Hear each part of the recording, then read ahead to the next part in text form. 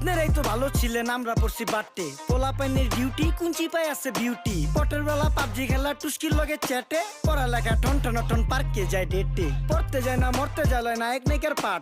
চিপাই চাপাই restaurant আর VIP flat. এই শহরে খেলাধুলার নায়িকা কোনো মাঠ। বাচ্চা লইয়া মসজিদ গেলে বুইরারা দেয় ঘাট।